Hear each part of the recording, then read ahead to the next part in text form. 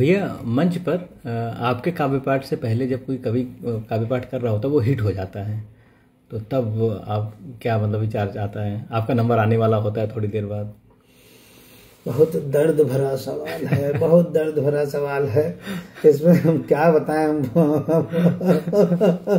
क्या होता है कि दो तरह का मामला होता है इसमें।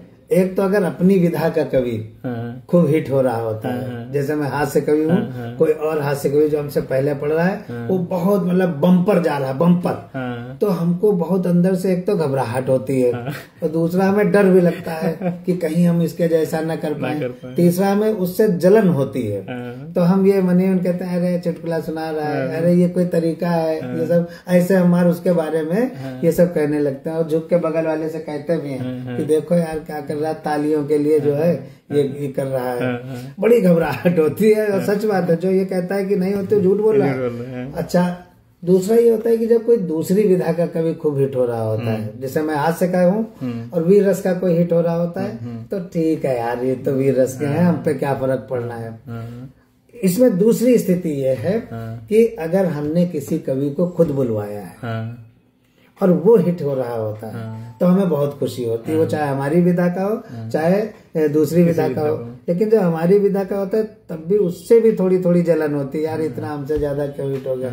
फिर उसके बाद हमें बुलाया जाता है कभी, जब हम आते हैं तो हम ये मान के चलते हैं कि जो हिट होके गया है अभी हम उससे ज्यादा हिट होने वाले हैं, और हम अपना शुरू करते हैं, और पता चला वो फुस हो गया, नहीं चला। हमने जो जुमला हजारों तालियां बजवाता था, उस जुमले ने 15-20 तालियां बजवाई, ये सब शांत रह गए। अब जैसे ये हुआ तुरंत हम डिमोरलाइज हो जाते हैं, हम डिमोरलाइज हो जाते हैं, फिर हम फिर और ताकतें झोंकते हैं। लेकिन क्या होता है, जब हम अपना डिमोरलाइजेशन जो है वो हावी कर देते हैं, तो फिर हम फिर हिट नहीं हो पाते हैं। ये पहली स्थिति है। दूसरी है, अगर हम उससे ज्यादा हिट हो गए तो फिर जब हम खूब हिट होते हैं तो हम उसकी तरफ देखते भी हैं, बीच में ऐसे करके देखते हैं कि वो, और फिर ये भी कहते हैं कि फलाने जी ध्यान दीजिएगा, ऐसे करते हैं ना, उसी को जो जिससे ज्यादा हम हिट हो रहे होते हैं। अच्छा, अब इसकी दूसरी स्थिति है। दूसरी स्थिति ये है कि कोई कवि बहुत हुट हो गया या फ्लॉप हो गया। हुट तो कोई नहीं करता, फ्लॉप हो गया, फुस निकल गया हमारी विधा का, और हम हिट हो गए, तो हम फिर बहुत अपने को ऊंचा समझते हैं और उसको 2 कौड़ी का समझते हैं, लेकिन उससे शो नहीं करते हैं, अंदर अंदर उसको 2 कौड़ी का समझ रहे होते हैं। लेकिन उसके पास जब बैठते हैं कहते हैं यार होता है, कभी कभी चलता है, हम ही कहीं कहीं हुट हो जाते हैं, जब क्योंकि हम हिट हो चुके हैं। अच्छा, अगर हम भी हुट होके आ जाए तो फिर हम उसके साथ बैठते हैं आकर के, अब कहते हैं कि संचालक ने गलत जगह पढ़वा दिया, माइक गला खींच रहा था, वो देख नहीं रहे थे कितनी हलचल मच रही थी, कोई बैठ ही नहीं रहा था। तो हम अपने फ्लॉप होने का पूरा ठीकरा संचालक पर और माइक गला खींच रहा था। माइक अक्सर गला खींचता है लोगों को, पता नहीं कैसे खींचता, हम तो आज तक नहीं जान पाए, या फिर जनता में हलचल थी, ये होता है। लेकिन क्या है कि जो मंच है वो एक समग्र खेल का नाम है, जिसमें बैट्समैन भी हैं, बॉलर भी हैं, सारी चीजें हैं। हॉकी का गेम होता है एक मैच, तो उसमें सारी टीम जो है एक दूसरे को लपकती रहती है। हम अगर मान लीजिए कोई कभी नहीं चल पाया है, तो हमें उसके लिए निगेटिव नहीं सोचना है।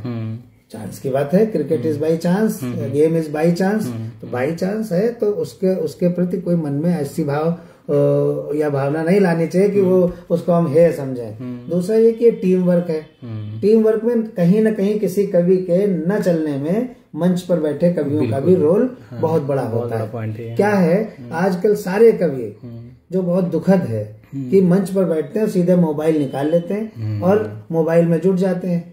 एक कवि अकेले संघर्ष कर रहा होता है, ना मंच से वाहवाह हो रही होती है, ना तालियां बज रही होती है, ना कुछ, तो और वो लोग मोबाइल पे रहते हैं। जब खुद आते हैं माइक पे तो वो एक्सपेक्ट करते हैं कि बाकी सब हमें जो है अप्रिशिएट करें, तो फिर लोग नहीं करते हैं।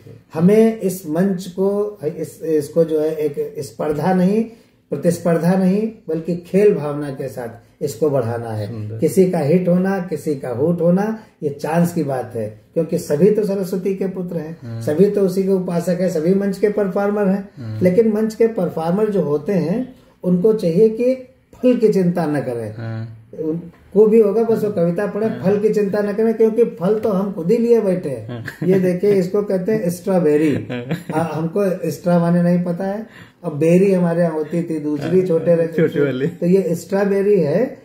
इस स्ट्रॉबेरी की चिंता करें और बढ़िया खाएं, सारे मन रंग भी मिल रहा है आपके कपड़े में। देखो क्या रंग मिलता है, इसी को कहते हैं रंग से रंग मिलना।